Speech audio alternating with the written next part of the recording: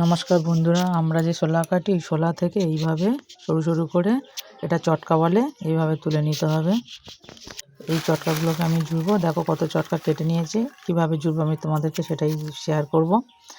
আর চাকতি কাটা আমি তো আগের ভিডিওতে দেখিয়েছি কিভাবে চাকতি কাটতে হয়।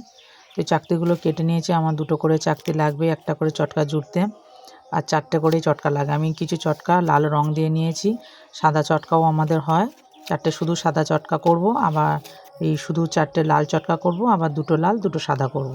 তো এইভাবে চাকতির উপর আটা দিয়ে নিয়ে আমি এই চারটে চটকা লাগিয়ে নিচ্ছি। তার উপরে আরেকটা চাকতি আটা দিয়ে এইভাবে চাকতিটা আরেকবার লাগিয়ে নিলাম। এই চটকাটা আমার তৈরি হয়ে গেল। এর পিছনে ডুমি লাগাবো। ওই ডুমিগুলো হচ্ছে শোলাই আমাদের। ওই শোলাগুলো আমি লাল নীল রং দিয়ে নিয়েছি, নিয়ে ছোট ছোট ডুমির আকার কেটে নিয়েছি, নিয়ে এই পিছনে লাগালে ডুমিটা হয়ে যাবে। তো আমি এইভাবে দেখো চটকাগুলো জুড়ে নিলাম। আমি শুধু সাদা চটকাও করব। এই যে পিছন দিকে আমার শালিটা থাকবে, এই যে এই মুখে যে একটা করে শালি দেখতে পাচ্ছ, এই যে ছালটা মানে যে ছালটা লেগে আছে, এই ছালটা হচ্ছে পিছন দিকে থাকবে।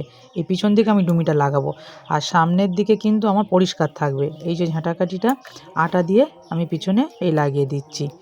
চটকার একদিকে শালি থাকবে আর একদিকে পরিষ্কার থাকবে। ওপর দিকটা যেটা সোজা হবে সেটা কিন্তু একদম পরিষ্কার থাকবে, সেখানে কোনো শালি থাকবে না, পিছন দিকটা শালি থাকবে। এইভাবে আমি সব চটকাগুলো জুড়ে নিলাম।